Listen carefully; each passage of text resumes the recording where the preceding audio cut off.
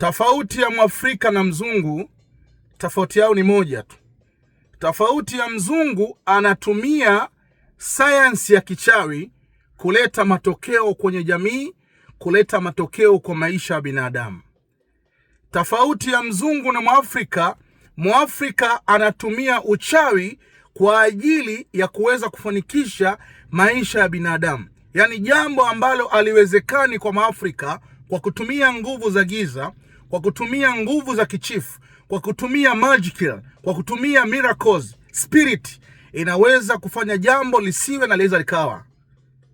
Sisi wa Afrika tunatumia uchawi kuleta matokeo kwa maisha ya watu wengine. Tunatumia nguvu za kichawi, tunatumia miracles, tunatumia spirit za watu waliokufa, ghosts and powers. Tunatumia ili kuleta matokeo kwenye maisha ya watu wengine. Wazungu wanatumia science ya kichawi, wanatumia science ya kizungu ili kufanya jambo likaonekana ni jambo la kawaida, kumbe wametumia majiki, wametumia vitabu vya kale, wametumia uzoefu na elimu za kisayansi kwa kutumia uchawi ukaleta matokeo kwenye jamii. Leo wazungu wamefungua kifaa maalum ambacho mtu anapokufa duniani wanaweza kumwamsha ndani ya wiki moja, ndani ya wiki mbili, ndani ya mwezi mmoja, akasindikwa kwenye chombo maalum kwenye barafu, kisha huyo mtu akaweza kuamshwa tena akaendelea kuishi. Ndo kama sisi wa Afrika tunatumia uchawi, mtu alokufa tunaweza tukapiga kaburi likafunguka na mtu akatoka tukazungumza naye. Kuna utofauti gani? Sisi tunatumia science ya spiritual ya mambo ya kichawi, ghosti. Wazungu wanatumia science ya kizungu, spiritual yao ni ya kisayansi na watu wanaishi. Sioni kama kuna utofauti wote. Hebu naomba tuangalie hii kwanza. Tunafufua watu, lakini hatujui kama wakirudi watakuwa binadamu wa kawaida au la.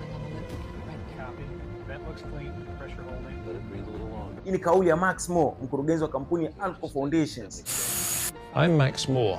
I'm trying to solve the problem of death.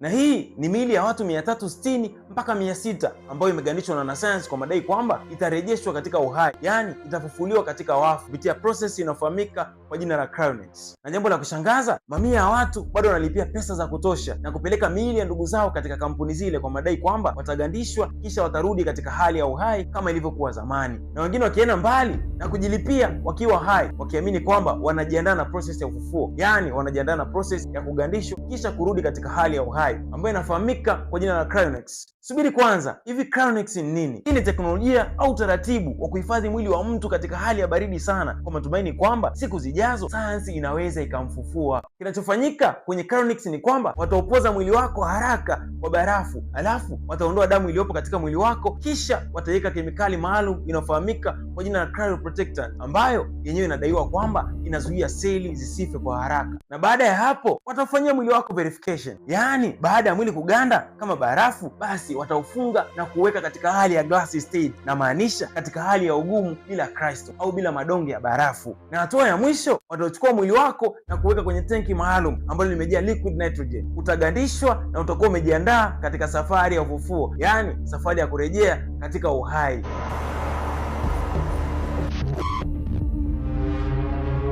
Kiufupi, watu wanawahi, nafasi ni chache na wengine wanalipia ukiwa hai, lakini ikitokea umelipia ukiwa hai, pale tu utakapoumwa, basi wanasayansi hawa na makampuni haya yatakuwa katika milango ya hospitali uliolazwa wakisubiri mwili wako kwa ajili ya kuupa huduma ya kwanza. Yani huduma zao ni chap na nafuu.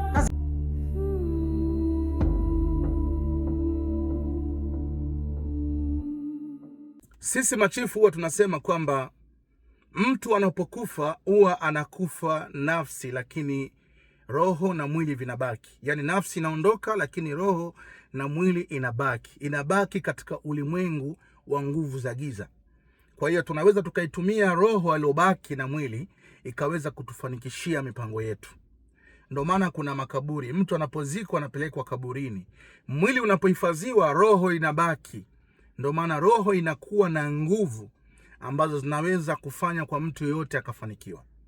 Kwa hiyo ukiona mtu amefanikiwa kwa kutumia nguvu za kiroho, ina maana ametumia nguvu za asili ya kwao, ametumia nguvu za kiroho kwa watu waliokufa ambao wana power, wana energy, inaweza kufanikisha maisha ya mtu.